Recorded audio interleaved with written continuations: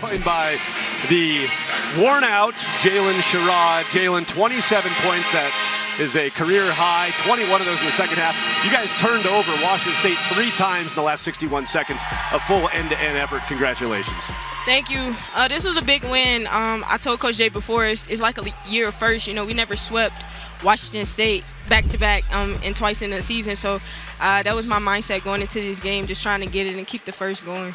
Jalen, big weekend here with the Washington schools coming in. You stay 1 game off the pace for first place in the conference, just a game behind Stanford and Utah. The team's got 10 wins in the conference for just the second time in its history. Where are you at with 5 games left on the stretch? How you feeling? What's happening within the group?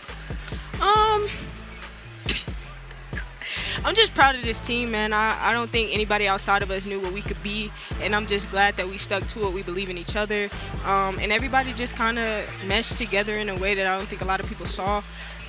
We just come out here every day ready for a dogfight because that's what the Pac-12 is.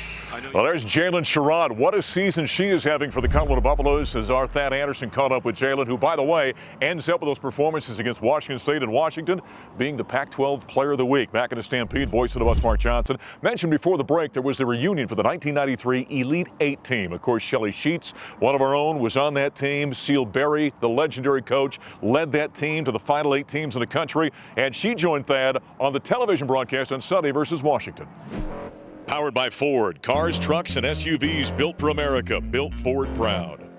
Halftime festivities. I know it's been kind of throughout the weekend, but what's it like? I mean, you know, you've done these things and they happen, but every year, I don't know, I'm wondering how it feels to you when you come back, see everybody. You got young children coming out now. And oh my gosh, when you have former players that are 50 years old plus, then that you don't want to question how old you are yourself, but it's so wonderful to see your former players, and you know, I just love them. I love staying in touch with them. I love when they come back. The squeezes get harder. We just, there's a lot of love there.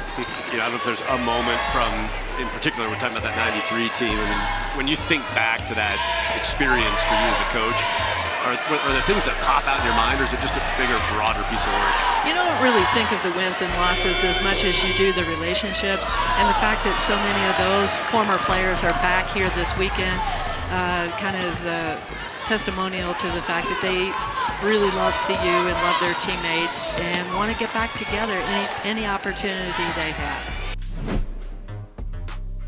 Great to hear the legendary Seal Berry talking about that phenomenal 1993 season where the Buffaloes went on to the Elite 8 of the NCAA tournament. As we continue here in the Stampede, the Buffs get the sweep over the weekend over the Washington schools. Of course, blow out Washington on Sunday. And after that game, Thad had a great conversation with one of the stars of the game, Quay Miller. So you finished with 17 points, 12 rebounds. Talk about that double-double. I don't know. It just comes.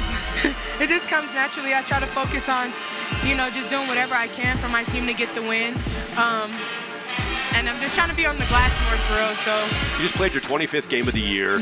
You had, what was it, 8 players in double-digit minutes. The most anybody played was 31 minutes. That was Sherrod. You played 26. That's a good thing coming down the stretch as you get ready for postseason that you're looking at with a real chance. That distribution and the ability to spread around is pretty cool. Yeah, especially when everyone can score, so they don't know whose night it's going to be. It can be anybody's night, and everybody's ready to play. So a great weekend for the CU women's basketball team. Coming up next, they're on the road against the Arizona schools on Friday, 11 a.m. They're in Tempe to take on Arizona State. And then Sunday at noon at Arizona for the 21st rated team in the country. Coming up next, we're talking men's basketball coming off a loss at Utah. They get ready for the Arizona schools as well as we continue here at Corelli's on the Buffalo Stampede.